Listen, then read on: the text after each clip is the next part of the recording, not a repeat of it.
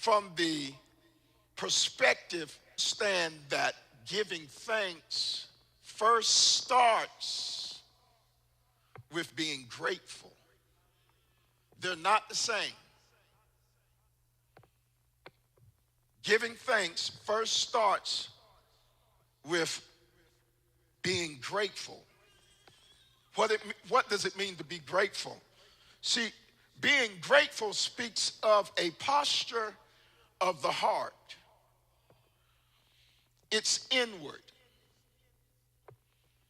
In other words, being grateful means you have a deep appreciation for someone's kindness or their benefits. What shall I render unto God for all of his benefits? What can I give to God? That's gratitude. That's gratefulness speaking. David is speaking from a place of gratitude. In other words, he has a deep appreciation of God's kindness and his blessings. Now, write this down. Put it in the comments. Are we still live? Glory to God. We are. Okay, put this in the comments. Gratitude is an attitude. Tell your neighbor that. Say, neighbor, gratitude is an attitude. Gratitude is an attitude. Now listen to this concerning attitude. I'm going to try to define it for you.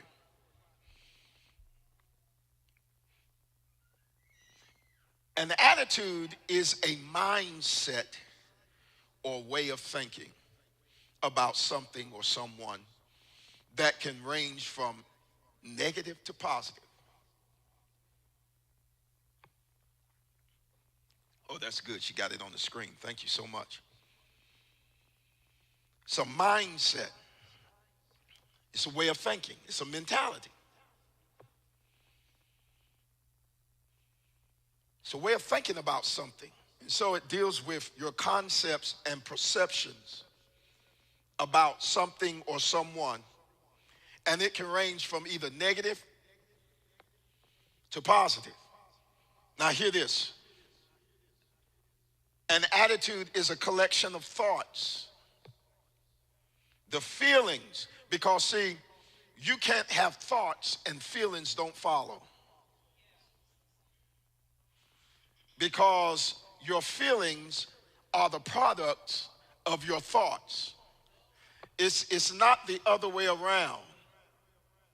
Psychology will teach you that you feel the way you feel because you think the way you think.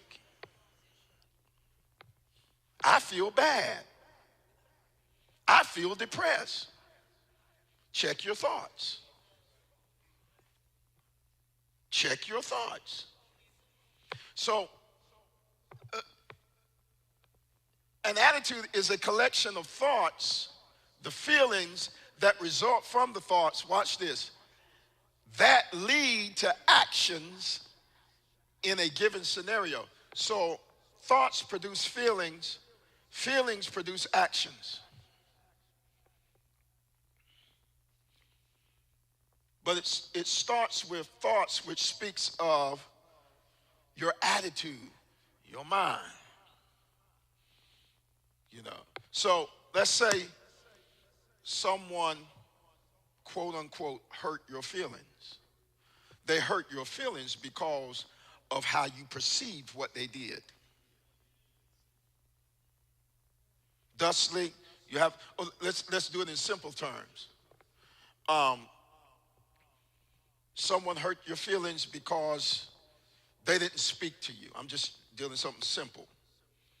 Well, your feelings are hurt because of what you think about them not speaking to you. Maybe you think that they don't like you anymore. Okay? And so what happens is your attitude toward them. Your feelings hurt because of what you're thinking. Next time you see them, you might act a certain way. So you ain't going to speak to them.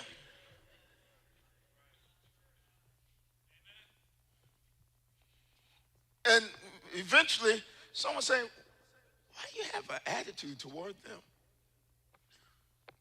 Gratitude is an attitude because of the thoughts you think, which will produce feelings. See, appreciation is a feeling. Praying for Bishop Jakes.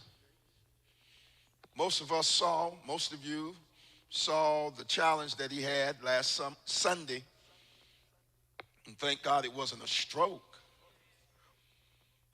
But it certainly was alarming. But when he got out of the hospital, I watched that a couple of times because there was a lot of things that I saw in that. But he said, sitting in that wheelchair, he said, I'm grateful for all of you that helped me and the prayers and those of you that had prayer vigils for me. And then, you know, he was getting emotional, and rightfully so.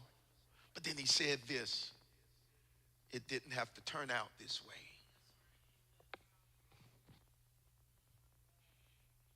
In other words, it could have been another way. See, gratitude is an attitude. Because when you have sober thinking that he didn't have to do it, but he did, it could have been another way. It didn't have to work out this way.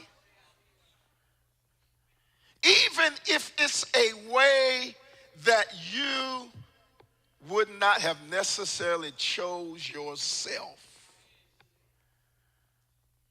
Gratitude is an attitude. Let's build even further. Because attitudes are formed by life experiences. Life experiences happen because of circumstances and situations that we are put in life. Circumstances and situations that happen just because life is life.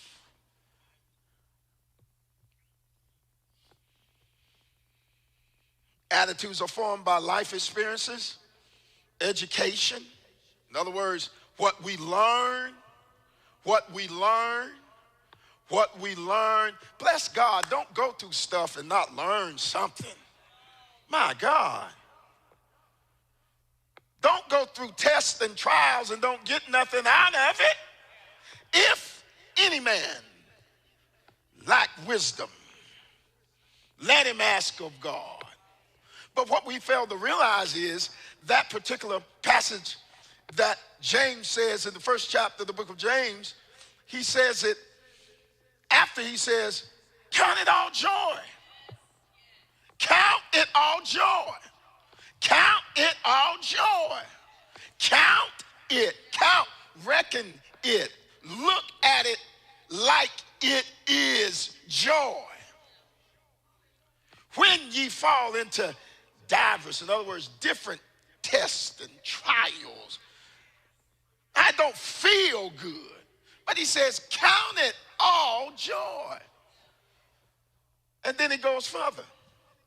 He says, for the testing, trying of your faith is more precious than gold, but it must have its perfect work. It must have its perfect work.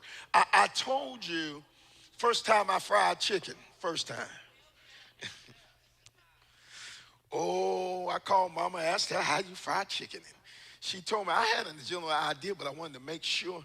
And I got the chicken, and I cleaned the chicken, and then I got the flour, and I did all that, and I seasoned it before I did all those things, and I took the oil, and I just put it in. And back then, in those days, I had all the, you remember that lard, the Crisco lard, not the, I said, Mama and Grandma used Crisco, boy. I went and got Crisco oil, and that, you remember it's in that blue can.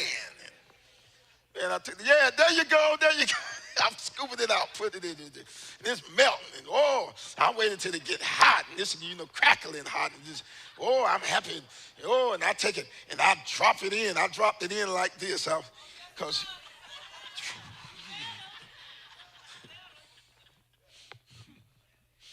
that's how I remember Mama cooking it and Grandma watching them cooking. And oh, I'm looking at it, and my mind is gonna come out golden brown. It's just gotta be for you to just right.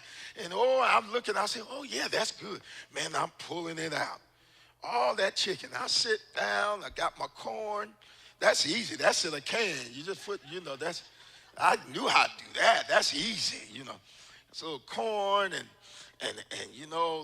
whatever the other vegetable was, might have been some string beans or something like that. Can, of course, and every because that was my favorite, even to this day, that leg. I bit into that leg and nothing but blood. You know why? Because it wasn't done.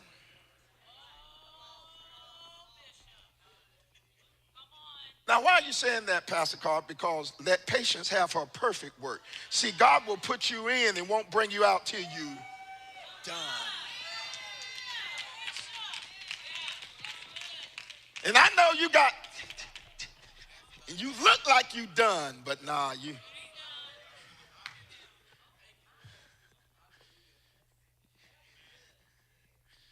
let patience have her perfect work.